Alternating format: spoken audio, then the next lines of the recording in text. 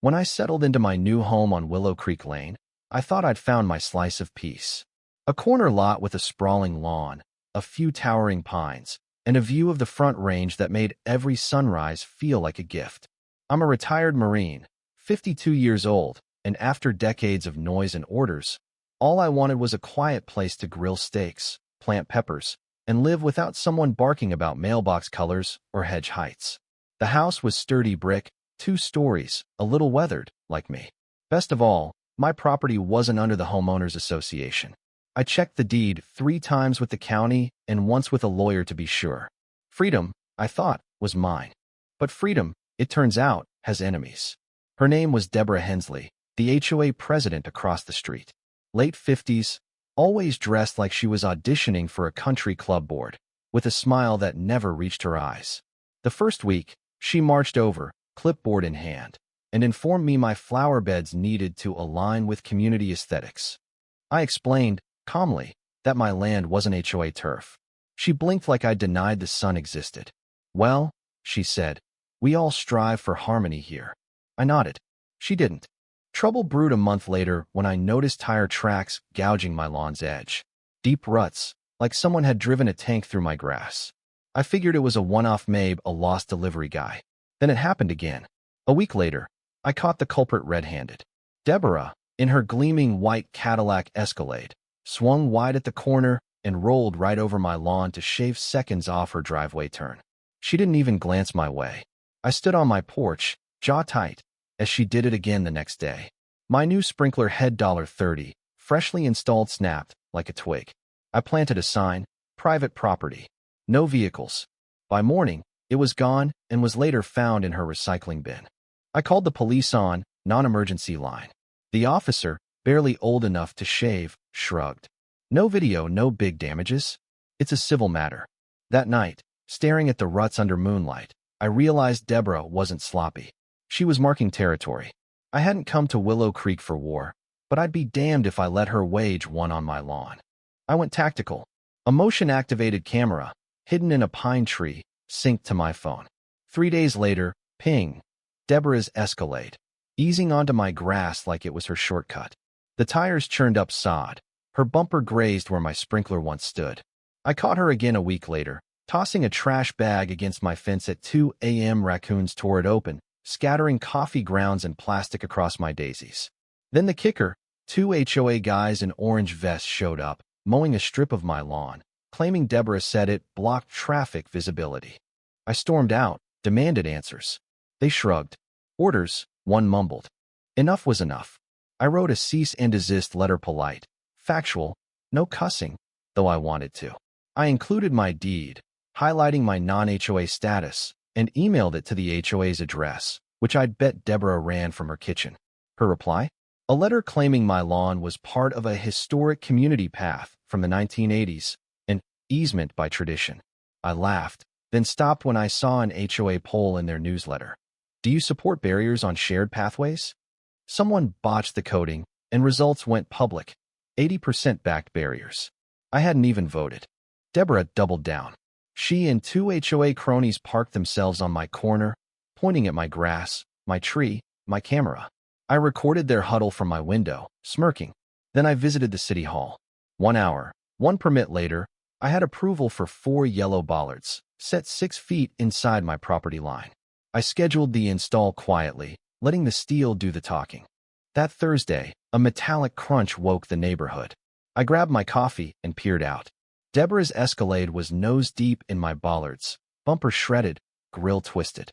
She'd swerved too late. Her front wheels caught. The SUV beached like a luxury barge.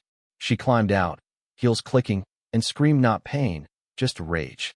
She kicked a bollard, cursed the sky, then reversed, tires squealing, bumper dangling like a broken wing. Sparks trailed her down the street. A cop showed up soon after. "Ms. Hensley claims you set a trap," he said, almost apologetic. I handed him an envelope, permit, survey map, video footage. In my office, he watched Deborah plow into the bollards, clear as day. He whistled. "She's got no case." He left to cite her for reckless driving and trespass. Across the street, Deborah paced, clutching papers and what was that? A neck brace. She yelled about Reagan-era easements. The cop wasn't impressed. A week of silence followed, too quiet. Then a thick envelope arrived from a sketchy survey firm 2 counties away. It claimed my front yard, bollards included, was a community access route per a 1986 agreement. The map was a joke, blurry signatures, parcel lines off, north arrow pointing west. The kicker? The firm was tied to Deborah's cousin, Mark Hensley. My lawyer, Ellen, nearly choked laughing.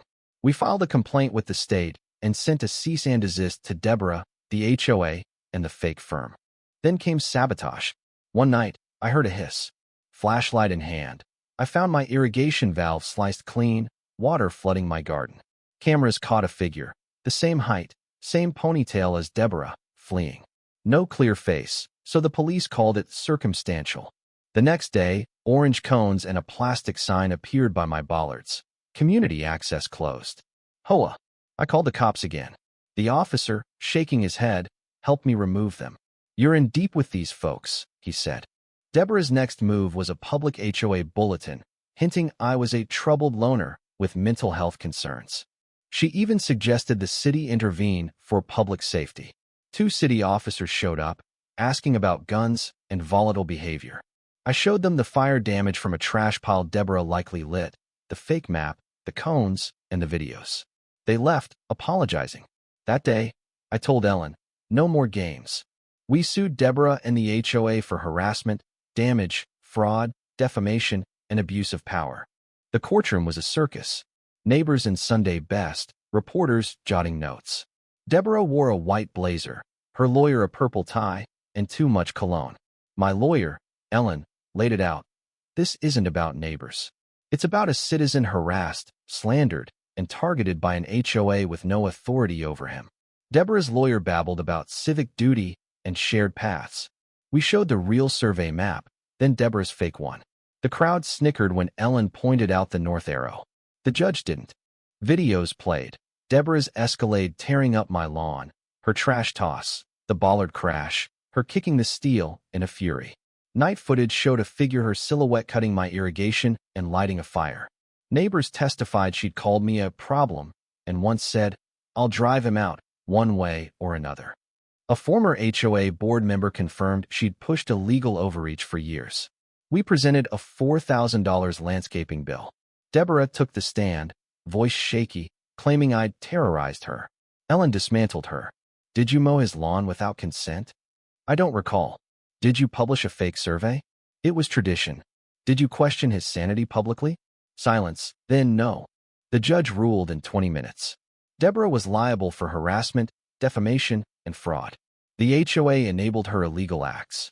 She owed $75,000 in damages, my legal fees, and a public apology in 3 newsletters. The HOA faced an audit and bylaw rewrite. Deborah was banned from leadership. She sat, stunned, as the gavel fell. I walked out, sunlight warm on my face, tension gone. Spring arrived like a victory lap.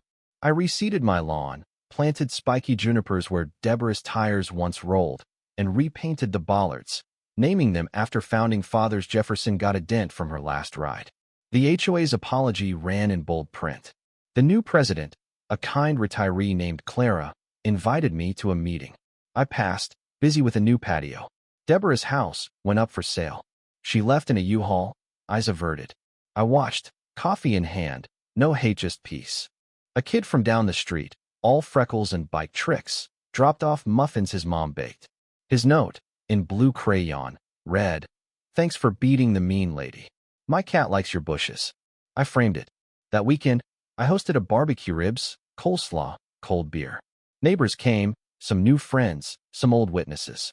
We talked baseball, kids, anything but HOAs. As the sun dipped, Clara asked what I'd do next. I looked at my lawn, smooth and free. Same as always, I said. Grow stuff, sip coffee, and keep my yard mine. They toasted to that. I'd earned my place on Willow Creek, not by permission, but by standing firm, root by root, post by post. What do you think? Have you faced bullies or injustice like this? Was I right to fight back, or should I have tried harder to talk it out? Share your take in the comments. I want to hear where you stand on standing up to power and protecting what's yours. Let's get this conversation going.